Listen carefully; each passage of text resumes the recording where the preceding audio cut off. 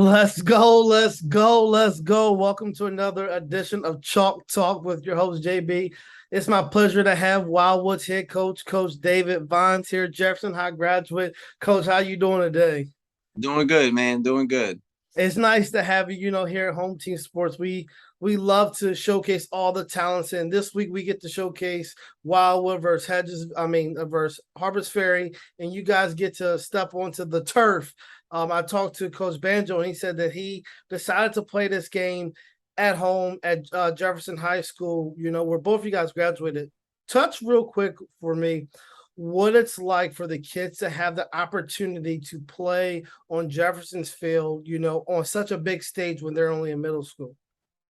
It actually means more than we as adults even realize, man. So our kids, they ask me all the time, "Are we playing at Jefferson? Can we practice up there?" And they like the turf and also the connection with the Jefferson program, which I think is the most important part, really, that we can get those kids interested in the Cougars and wanting to be a Cougar and keeping these guys all together. That's been our biggest challenge. Yeah, and it's rightfully so. That is the main focus of keeping all of them together because you've had some dynamic teams, you have some dynamic athletes. Andrew King, Isaac Myers. You have the Fritz kid. You've had a lot of kids that come from Wildwood to Jefferson. What does it mean to you to be able to have your hands on them at such an early age and mold them to go be a Cougar? I'm a big believer in the middle school model, and honestly, like when we made this change to be a more of a feeder program back in 2016, we had a lot of growing pains, man. Running the spread in middle school is not super easy, but um, seeing them learn it and improve with us, and then being prepared when they get to Jefferson, it's satisfying. It seeing their success there is more satisfying than any wins when they're here. And you've had a lot of success, and a lot of your kids have had success at Jefferson. I think I know that between you and Hedgesville, I keep saying Hedgesville, you and Harper's Ferry and Shepherdstown have had a lot of back and forth. You've ruled lately in the area. What is it like going up against Coach Banjo every year that's been there for 36 plus years and has all that experience at the middle school level? Yeah, I was thinking about it, man. This is somewhere between matchup 25 and 30. Oh, And if I had to rank my top five most heartbreaking losses, I think three of them are to Roy. So we know each other really well. We know our tendencies, we know our strengths, we know our weaknesses.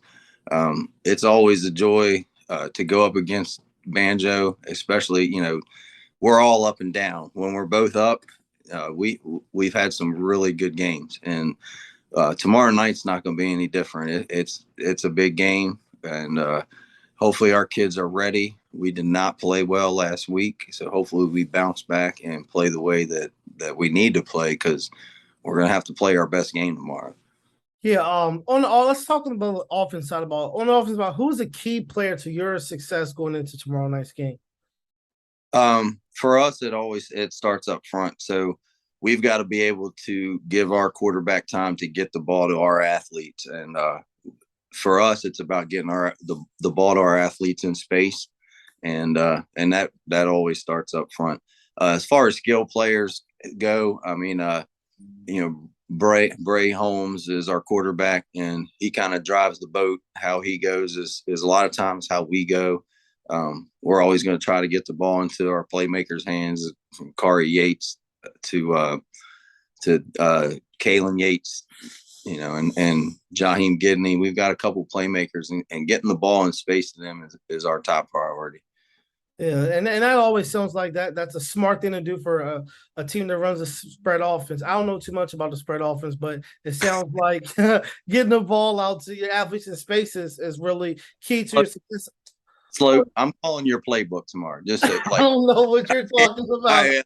we're all being honest here, man.